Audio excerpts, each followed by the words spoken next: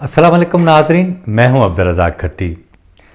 Senate chairman के इंतखाबात का वक्त करीब आन पहुंचा है और इस्लामाबाद में जोड़ तोड़ का सिलसिला जारी है। अपोजिशन की जो जमातें हैं, खुसूसन पीडीएम के सरबराह मौलाना फजल रहमान साहब, मरीम नवाज शरीफ, बिलावल भुट्टो जरदारी, आसिफ अली जरदारी, ये तमाम जो लीडरशिप है इस्लामाबाद के अंदर मौजूद है।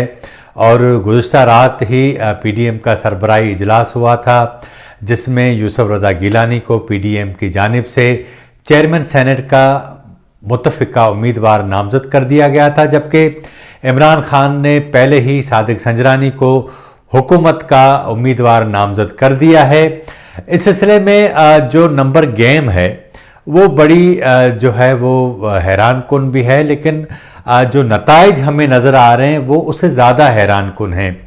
यहाँ ताकत का जादू सर चढ़कर बोलेगा या अपोजिशन के जो आदाद और शुमार हैं उन्हें कामयाबी हासिल होगी। आज हम इस पर बात करते हैं और मैं आपको जो फिगर हैं वो आपके साथ शेयर करता हूं और उसके बाद हम इस पर बात करेंगे कि होने क्या जा रहा है। क्या वाकई पीडीएम जो उनके मकासद हैं उसमें कामयाब हो जाएगी? जिस तरह 3 मार्च को सेनेट का इस्लामाबाद में जो इंतखाब हुआ और यूसुफ रज़ा गिलानी ने हुकूमत के उम्मीदवार को शिकस्त दे दी थी, हालांकि हुकूमत के पास अक्सरियत थी, अपोजिशन के पास इतने लोग भी नहीं थे।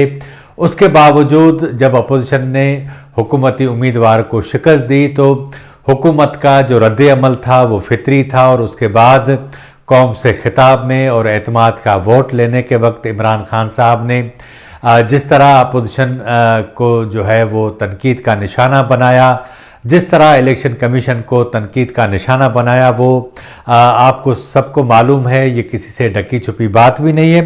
पहले हम आते हैं कि इस वक्त सेनेट के अंदर जो नंबर गेम है वो क्या है।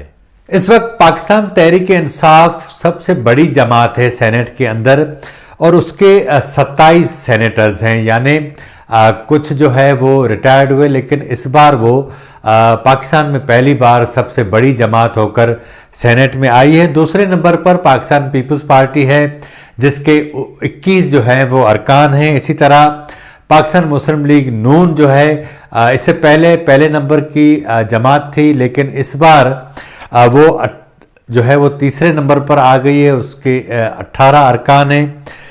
बलूचिस्तान अवामी पार्टी जिसे बाप कहा जाता है वो चौथे नंबर की बड़ी जमात बन गई है, उसे 12 जो अरकान हैं उसके सेनेट के अंदर मौजूद हैं। इसी तरह JUIF यानी मौलाना फजल रहमान की जमात, उसके 5 सेनेटर्स हैं, MQM के 3 हैं।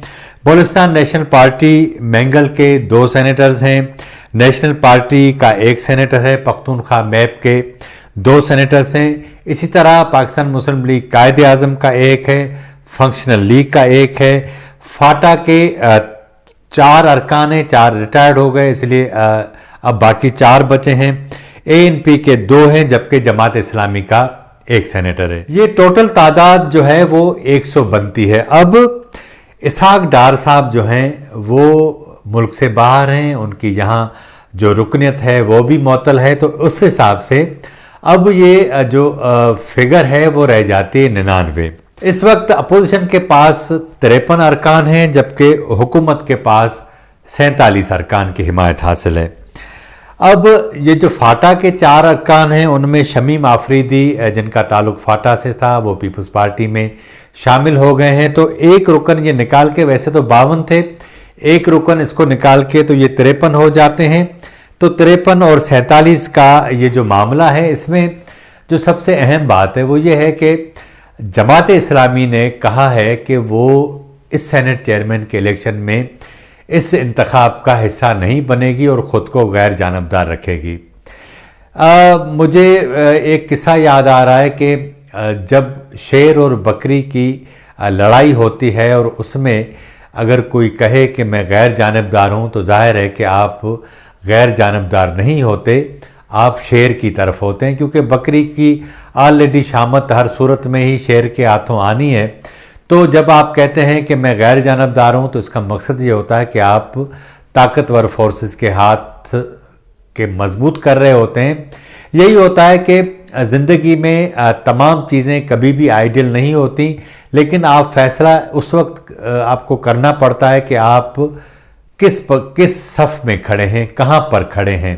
آپ اگر سب کو ہی شیطان سمجھتے ہیں، اس کے باوجود آپ کو یہ فیصلہ کرنا پڑتا ہے کہ آپ کم سے کم جو شیطان ہے اس کے ساتھ کھڑے ہو جائیں، تاکہ جو بڑا شیطان ہے اس کو آپ کی اکثریت کا فائدہ حاصل نہ ہو۔ یہی سبب تھا کہ ایک ووٹ جماعت اسلامی کا قومی اسمبلی میں تھا، لیکن انہوں نے خود کو غیر جانبدار رکھا، اور حکومت کو ظاہر ہے کہ جب آپ الگ ہو جاتے ہیں تو ایک ووٹ کا بھی فائدہ ہو جاتا ہے۔ اب واپس آتے ہیں اپنی دوبارہ اس بات پر۔ 2 ووٹ جماعت اسلامی کا اور اسحاق ڈار کا اگر نکال دیتے ہیں تو یہ کل ووٹ بنتے ہیں 98، یعنی 98 ووٹ۔ اس کا مقصد یہ ہے کہ 50 ووٹ جس کے پاس ہوں گے وہ جیت جائے گا۔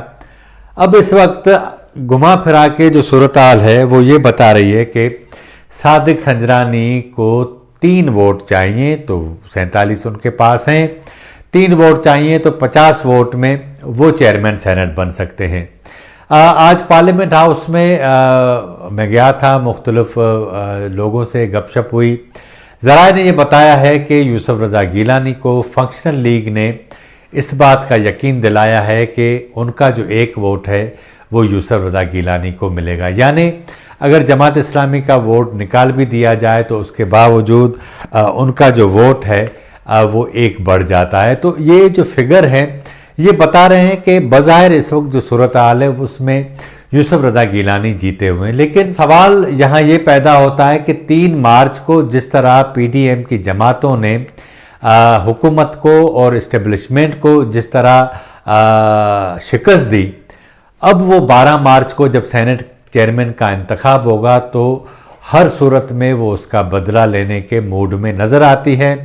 یہ بات مجھے سمجھ میں نہیں آتی کہ وہ خود کو کس طرح اس پورے پولیٹیکل سسٹم سے الگ کر دے، یا تو یوسف رضا گیلانی کو ان اکثریت ہونے کے باوجود بھی ان کی خوشنودی حاصل کرنی پڑے گی۔ اگر وہ ایسا نہیں کرتے، صادق سنجرانی ایک آزمائے ہوئے ان کے چیئرمین ہیں۔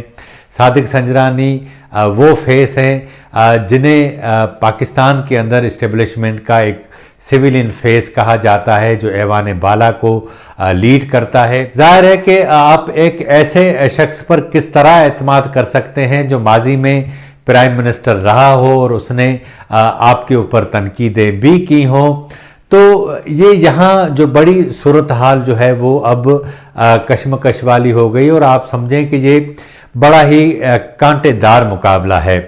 یہ خفیہ جو ہے وہ رائے شماری ہوگی اس سلسلے میں۔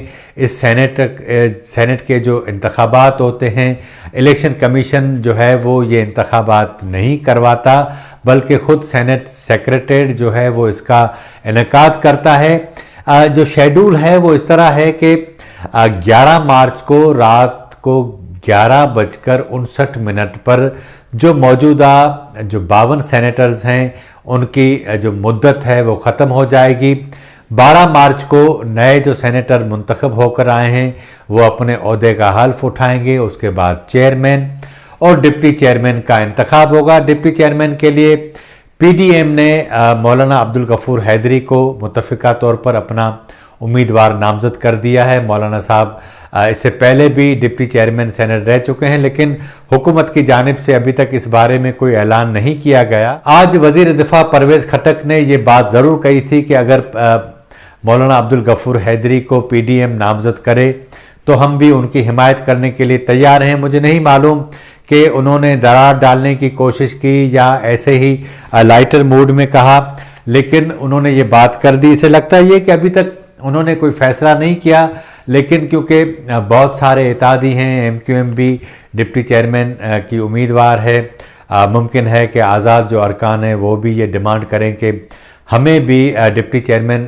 کا عہدہ دیا جائے، لیکن حکومت کے پاس دینے کے لیے بہت کچھ ہوتا ہے، لوگوں کو ایڈجسٹ کرنے کے لیے بہت سارے عہدے ہوتے ہیں تو وہ دے سکتے ہیں۔ لیکن پی ڈی ایم کے پاس ظاہر ہے کہ مینگل ہیں، اختر جان مینگل، انہوں نے بھی ڈیمانڈ کی تھی ڈپٹی چیئرمین شپ کی، لیکن ان کو جو ہے وہ معذرت کر لی گئی، مولانا کو یہ عہدہ دے دیا گیا ہے۔ तो अब अल्टीमेटली जो बात है वो यहाँ आती है कि 3 वोटों का इशू है। अब 3 वोट जो हैं वो सादिक संजरानी के लिए कोई इशू नहीं है, क्योंकि गुज़िश्ता 3 सालों के दौरान उन्होंने बहुत सारे सेनेटर्स को अकोमोडेट किया है, उन्होंने बहुत सारे लोगों को ओबलाइज किया है, और यही सबब है कि उनकी जो ताल्लुकात हैं वो तमाम लोगों से अच्छे हैं। और पार्टी के इख्तलाफात अपनी जगह, लेकिन उन्होंने कोशिश की है कि थोड़े से वक्त में बहुत सारी चीज़ें वो सीख गए हैं, दुनियादारी सीख गए हैं, और यही सबब है कि वो कोशिश कर रहे हैं कि उस शख्स के साथ मुकाबला करने जा रहे हैं जो खुद यूसुफ रज़ा गिलानी के एक शिकायत सेल था।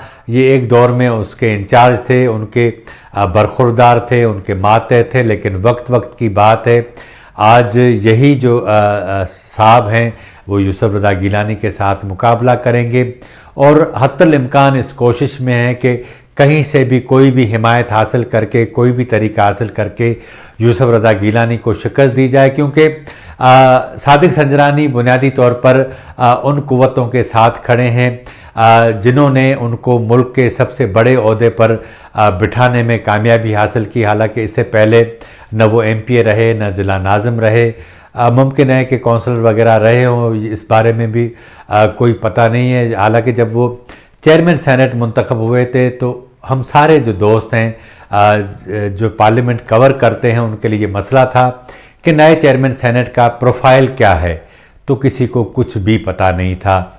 लेकिन पाकिस्तान में सब कुछ हो सकता है, वो जिसके ऊपर मेहरबान हो जाएं, जहां से लोग हों उठाकर उनको मुल्क के बड़े से बड़े मसनद पर भी बिठा देते हैं। और ये एक बार नहीं, हर बार हमेशा हमने देखा है कि ऐसे तजर्बे होते रहे और ये कामयाब तजर्बे होते रहे। तो इस बार देखते हैं कि क्या सादिक संजरानी दूसरी बार चेयरमैन सेनेट बन जाते हैं या यूसुफ रज़ा गिलानी इस्टेब्लिशमेंट के पूरे प्लान को एक तरफ करके चेयरमैन सेनेट बन जाते हैं। और 12 मार्च पाकिस्तान की सियासी तारीख का इसलिए भी अहम दिन होगा कि उस दिन जो भी उम्मीदवार जीता उसकी जमातों के मुस्तकबिल के हवाले से सूरत हाल जो है वो तब्दील होगी, यानी जो मंजरनामा है वो तब्दील हो जाएगा। यूसुफ रज़ा गिलानी की कामयाबी PDM की तहरीक में जो है वो मज़ीद ताकत पैदा कर देगी। अगर यूसुफ रज़ा गिलानी नाकाम होते हैं तो ज़ाहिर है कि उसका दचका PDM को बहुत ही बड़ा लगेगा। आज के प्रोग्राम में इतना ही। अगर आपको हमारा प्रोग्राम अच्छा लगा हो तो हमारे चैनल को ज़रूर सब्सक्राइब करें, लाइक करें, शेयर करें और अपनी राय का इजहार ज़रूर करें ताकि आने वाले दिनों में हम अपने इस प्रोग्राम को मज़ीद बेहतर बना सकें। मुझे इजाज़त दीजिए। अल्लाह हाफ़िज़।